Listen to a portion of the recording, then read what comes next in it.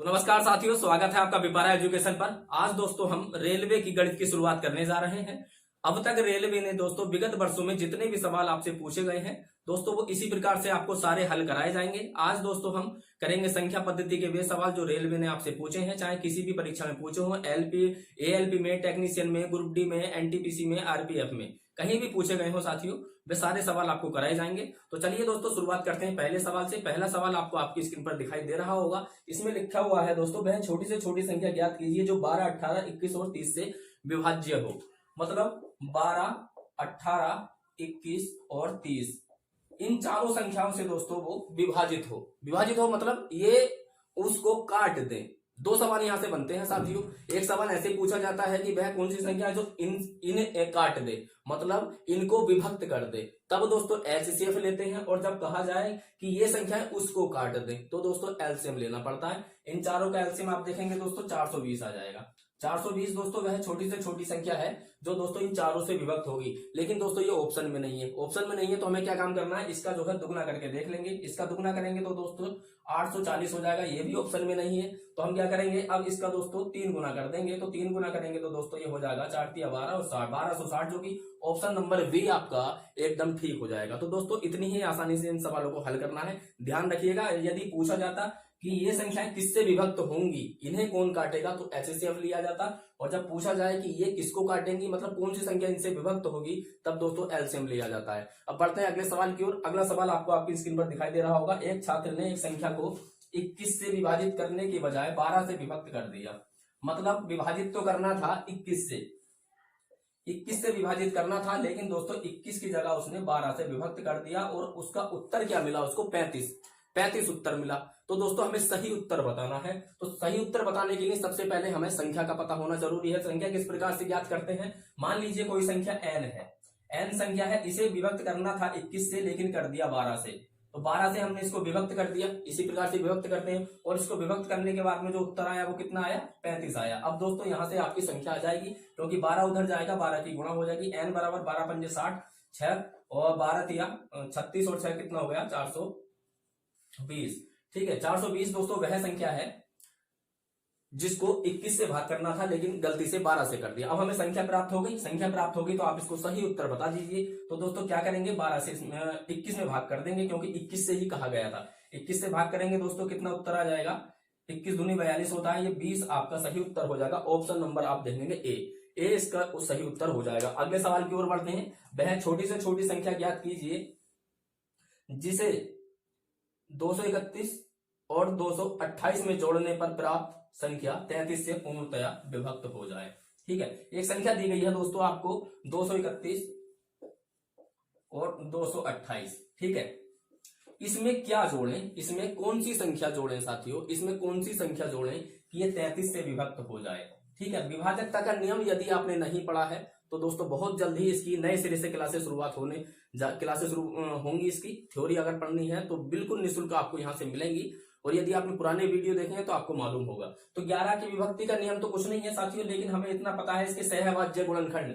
सहवाज्य क्या होता है ये दोस्तों आपको बाद में जब हम संख्या पद्धति शुरू से पढ़ाएंगे तब आपको पता चलेगा। तो इसके सहवाज्य गुणनखंड हो गए 11 और 3, यानी 11 या 33। अब दोस्तों जो संख्या 11 और 3 से विभक्त हो जाएगी वह 33 से विभक्त हो जाएगी। तो दोस्तों 3 का नियम क्या कहता है, 3 का नियम ये कहता है कि संख्या के अंकों का योग यदि 3 से विभक्त हो जाए तो वह संख्या भी 3 से विभक्त होगी। तो इसके अंकों का योग हम देख लेते हैं। 8 और 2 10 होता है, 12 हो गया, 13 हो गया, 13 3 16 हो गया, 16 और 2 18 दोस्तों इसके अंकों का योग हो गया। अगर ये 3 से विभक्त हो गया, तो दोस्तों ये संख्या मतलब 3 से तो विभक्त हो गया, लेकिन 11 से विभक्त हो जाएगा, तब भी दोस्तों ये 33 से विभक्त होगी। अब क्या करना है दोस्तों, ऑप्शन देखेंगे। इसमें 1 जोड़ दें तो क्या ये 3 से विभक्त हो जाएगी, नहीं होगी दोस्तों, क्योंकि 19 हो जाएगा और 19 नहीं कटता 3 से।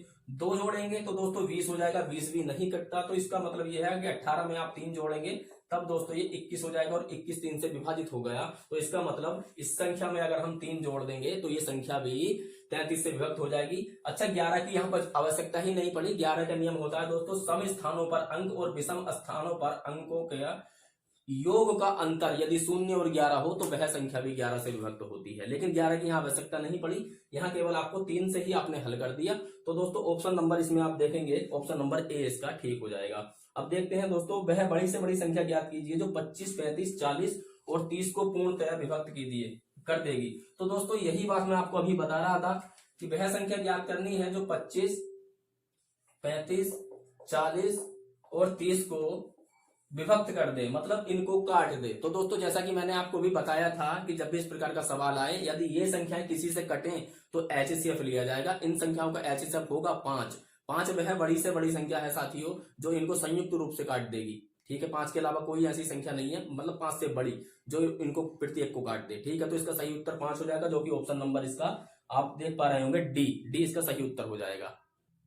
अब अगला सवाल आपको दिखाई दे रहा होगा। सवाल में कहा गया है दोस्तों, इनमें से कौन सी संख्या 8 से भाज्य नहीं है, मतलब 8 से विभक्त नहीं होगी। तो साथियों 8 की विभक्ति का नियम क्या कहता है कि किसी भी संख्या के अंतिम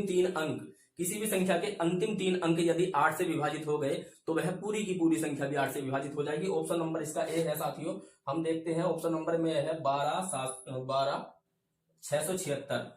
इसके 3 अंक यदि दोस्तों 8 से विभक्त हो गए तो यह पूरी संख्या भी 8 से विभक्त हो जाएगी। आप देखेंगे दोस्तों ये अंक विभाजित नहीं होंगे, इसका मतलब ये संख्या विभक्त नहीं होगी और ये इसी के साथ ही हमारा सही उत्तर हो जाएगा। बाकी आप देखेंगे दोस्तों जैसे कि ये ऑप्शन नंबर आपको बी मिलेगा, 504 इसके लास्ट में है। 504 को आप काटेंगे दोस्तों ये 8 से पूर्णतः विभक्त हो जाएगा, है ना। क्योंकि दोस्तों आपको मालूम है 8 छिंग होता है 48 में 2 हासिल बचेगा, ये 24 हो जाएगा और 8 या 24 पूरा कट जाएगा। उसी प्रकार से ऑप्शन सी भी कट जाएगा, डी भी कट जाएगा। सिर्फ ऑप्शन नंबर ए 12,676 ये नहीं विभक्त होगा। आगे बढ़ते हैं साथियों। अगला सवाल आपको दिखाई दे रहा है कि 276 और यहाँ पर x है और उसके बाद में दोस्तों 1 है। अब दोस्तों ये एक संख्या आपको दी गई है और कहा गया है ये 3 से विभक्त है, यानी 3 इसको पूरी तरीके से विभाजित कर देगा।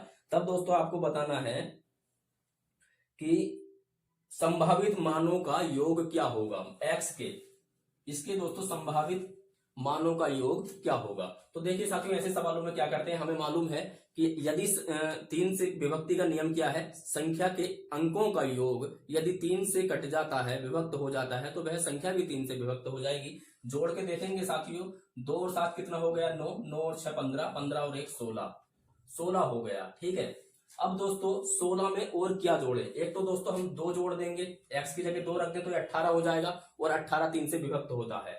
और उसके बाद में यदि हम देखें दोस्तों, यदि 5 रख दें तो 16 और 5 21 होगा और 21 भी 3 से विभक्त है, यानी कि वह संख्या भी 3 से विभक्त हो जाएगी। और यदि हम देखें दोस्तों 8 यहां पर रखने के बाद तो ये हो जाएगा 24, यानी कि 24 भी 3 से विभक्त है तो वह संख्या भी 3 से विभक्त होगी। तो x के स्थान पर 2, 5 और 8 यदि आ जाएं तो यह संख्या भी पूरी पूरी विभक्त होगी। अब दोस्तों इसके संभावित मान कितने हो गए, 2, 5 और 8, इनका योग आपसे पूछा गया है दोस्तों।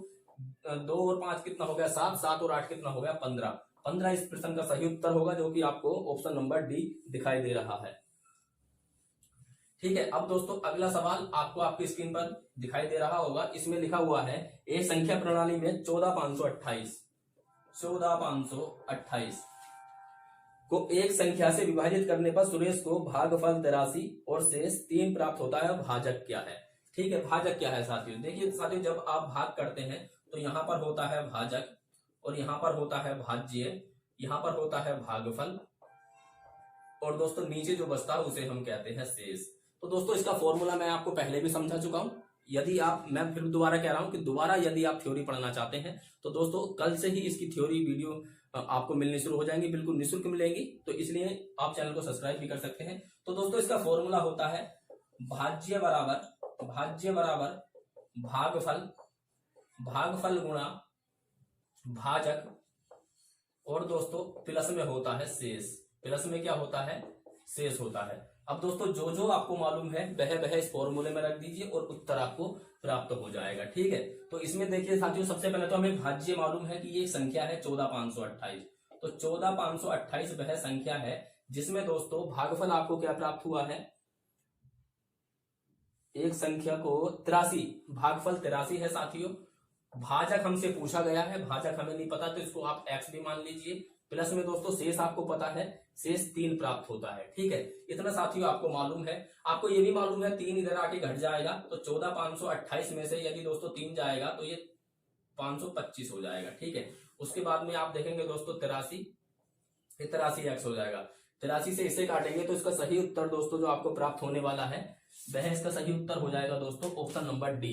ऑप्शन नंबर डी यानी कि 175 बार ये कट जाएगा। चाहे तो आप खुद से काट के देख सकते हैं, ठीक है। तो ये इसका सही उत्तर हो जाएगा, ये इसका नियम है। अब दोस्तों बढ़ते हैं अगले सवाल की ओर। तो चलिए साथियों एक सवाल और आपको आपकी स्क्रीन पर दिखाई दे रहा है। इसमें लिखा हुआ है साथियों, वह छोटी से छोटी संख्या ज्ञात कीजिए जिसे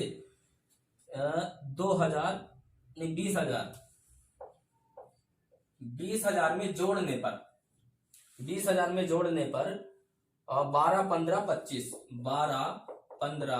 25 से पूर्णतः विभक्त हो जाए। मतलब इसमें क्या जोड़े, इसमें क्या जोड़े कि जब ये जुड़ जाए, इनका योग जो भी आएगा जुड़ने के बाद में वह इन तीनों से विभक्त हो जाए, इनसे विभक्त हो जाए, ठीक है। इसका मतलब ये अभी विभाजित नहीं है। तो मैंने अभी आपको समझाया था जब भी ये संख्याएं किसी को विभक्त करेंगी तब इनका एलसीएम लिया जाएगा, और इनका एलसीएम जब आप देखेंगे तो दोस्तों 300 निकल करके आएगा। एलसीएम कितना आएगा, 300 निकल करके आएगा। मतलब अब 300 यदि इसको काट देगा तो इसका मतलब ये संख्याएं भी इसको काट देंगी। तो 2000 में साथियों आप 300 से भाग देंगे। 2000 में यदि आप 300 से भाग देते हैं तो दोस्तों 3 छंग 18 यानी कि 1800 ये हो गया। 2000 था ये शायद 20,000 था, सॉरी ये 20,000 है साथियों। तो 20,000 आप इसको कर लेंगे यहां पर, तो ये कितना हो गया, 1800 हो गया, क्योंकि 2000 में पूरा भाग नहीं जाएगा। तो यहां से 0 0 10 में से 2 8 जाएगा तो 2 बचेगा साथियों, और फिर यहां पर ये फिर हो जाएगा, है ना, एक 0 उतार लेंगे। उसके बाद में फिर दोस्तों इसको 6 बार करेंगे तो क्या होगा साथियों, फिर 1800 आ जाएगा, और 1800 में आप देखेंगे शेष कितना आया, 200। शेष बच के आ गया 200, तो 200 तो नहीं कटेगा। मतलब यदि साथियों इसमें 100 और होता तो ये 300 हो जाता, और 300 से 300 कट जाता, यानी कितना कम है, 100 कम है। इसका मतलब इसमें 100 और जोड़ देते तो ये दोस्तों 300 से पूरा विभक्त हो जाता। ऑप्शन के हिसाब से भी आप इसको कर सकते थे, है ना। तो इसका ऑप्शन नंबर दोस्तों आपको दिखाई दे रहा होगा, ऑप्शन नंबर डी, ये आपका ठीक हो जाएगा। आगे बढ़ते हैं साथियों। अगला सवाल आपसे पूछा गया है, 1000 से बड़ी वह छोटी से छोटी घन संख्या जो 2, 4 और 6 द्वारा विभक्त हो जाए, ठीक है। 2, 4 और 6 द्वारा विभक्त हो जाए। दोस्तों इस सवाल को चाहे तो आप कर लें, चाहे तो ना करें। घन संख्या आपसे पूछी गई है, बस आपको कुछ नहीं करना। 2, 4 और 6 ये किसको विभक्त करेंगे, इसका एलसीएम आएगा 12, और आपसे घन संख्या पूछी गई है दोस्तों, इसका आप घन कर देंगे। घन दोस्तों जब आप करेंगे तो इसका ऑप्शन नंबर ए ठीक हो जाएगा, 1296।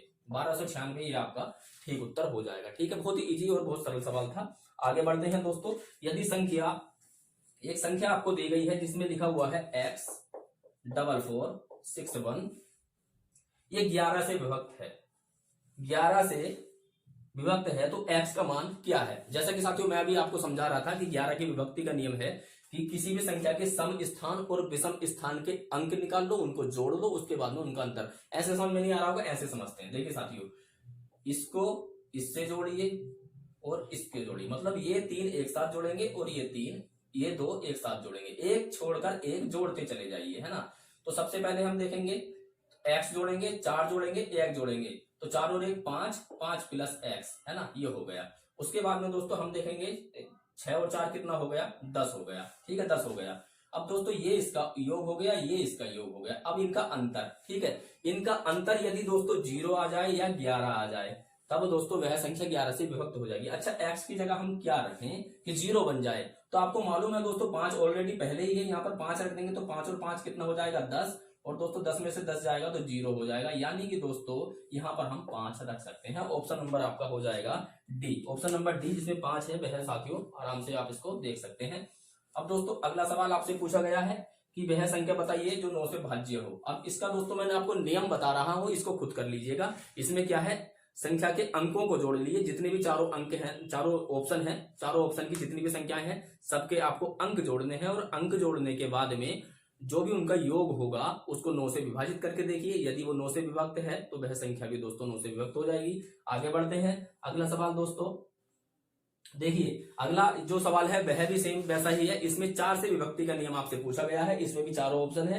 4 से विभक्ति का नियम मैं बता रहा हूं, किसी भी संख्या के अंतिम 2 अंक, किसी भी संख्या के अंतिम 2 अंक यदि दोस्तों 4 से विभक्त हो जाते हैं तो वह संख्या भी 4 से विभक्त हो जाती है। तो इसमें भी आप क्या करेंगे, अंतिम 2 अंक विभक्त करके देख लीजिए, जिस संख्या के हो जाए वह जो है विभक्त हो जाएगी, ठीक है। अब दोस्तों इस वीडियो को यहीं पे समाप्त करते हैं, क्योंकि दोस्तों आज लगभग 12 सवाल हमने कर लिए हैं।